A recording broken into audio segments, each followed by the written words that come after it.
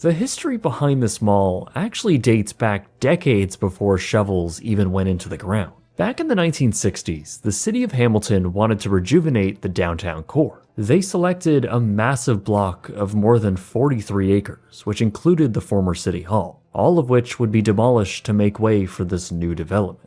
Built upon this land would be Jackson Square, a single-story indoor mall which would be the first phase of a much larger development that spanned this whole area and included office towers, a hotel, and a stadium. Adjacent to the plaza was an existing multi-story Eaton's department store. Eaton's was a staple in Canadian retail, just as much as Sears or Zellers during the time. Many cities in Ontario saw this type of urban renewal development during this time, many of which featuring malls, and having Eaton's as a partner in those developments. The most notable and successful of these projects was in 1977 with the Toronto Eaton Centre. So with the Eaton's separate downtown location in Hamilton reaching the end of its lifespan, the retailer along with mall developer Cadillac Fairview had announced a new shopping center in 1986, planned to be built in the place of the Eaton's department store. It would connect to Jackson Square, and it would be called the Hamilton Eaton Center. By the late 1980s, the former Eaton store was now demolished, and work had begun on the new mall. Both its interior and exterior was built in a Michael Graves-esque postmodern architecture, featuring a large clock tower at the corner of James and York that would actually use the same bell from the original City Hall, which once stood on the site. With lots of fanfare, the mall opened in June of 1990. While not featuring a ton of huge brand-name stores, Eaton Center would include retailers like The Gap, Harry Rawson, Ben & Jerry's, Foot Locker, and of course, Eaton's, which would anchor the mall with a huge 4-story space allocated for it. Occupancy rates were pretty high, as were the hopes that the mall would prove to be a popular and economic hit for the city. However, that wasn't going to be the case.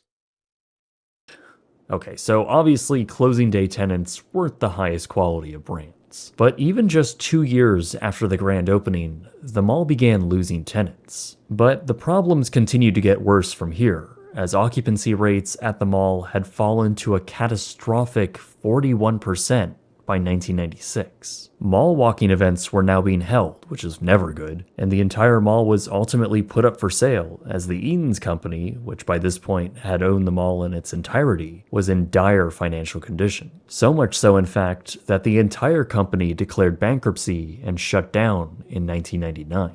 The mall was still up for sale though, looking for a buyer at just $20 million. As we make our way to the 3rd floor, all of the retail space up here has been replaced by offices. After a decade since the mall had opened, store occupancy was down to a dismal 28%. Seeing that there was so much empty space, the city ultimately cut a deal to occupy some of that retail space on the 3rd level. That trend of turning retail space into office space would continue to make up the majority of the life within the mall going forward. The property was ultimately sold by 2000 for just $3.6 million.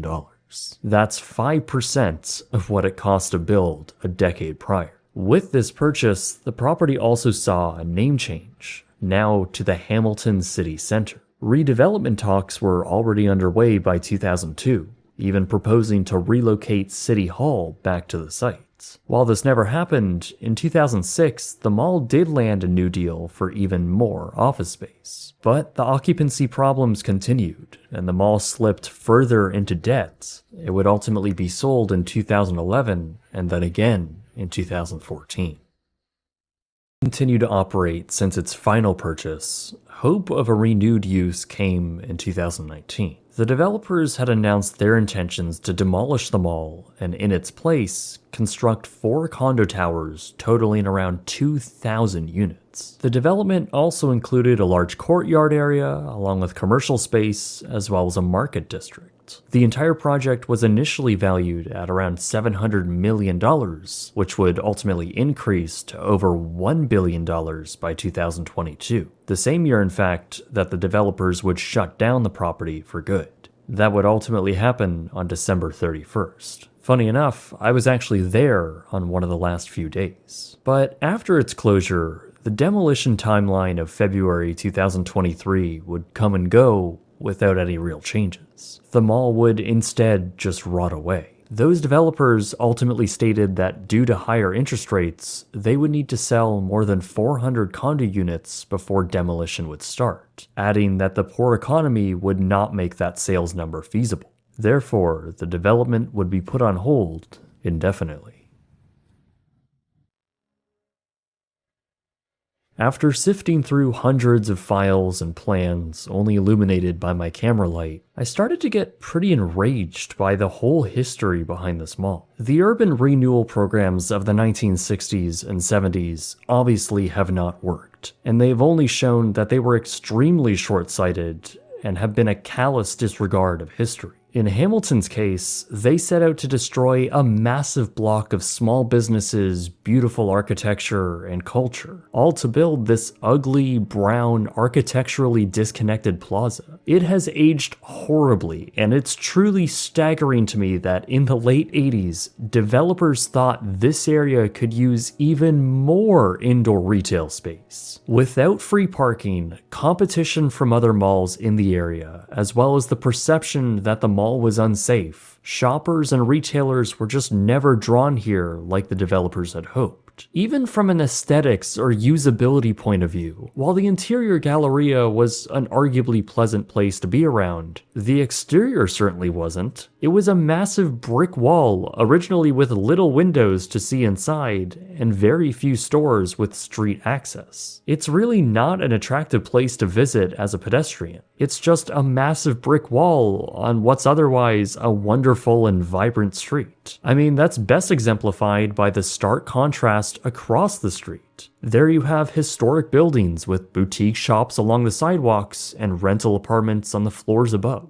I mean, what side of the street would you rather walk on? Really, from the very start, this whole project was an enormous failure, burning millions of dollars and leaving behind an ugly, now abandoned liability in the middle of a growing city. But aside from all of that drama, this 30-year-old mall stands as, for however long it has left, a preserved relic from a different era in our world.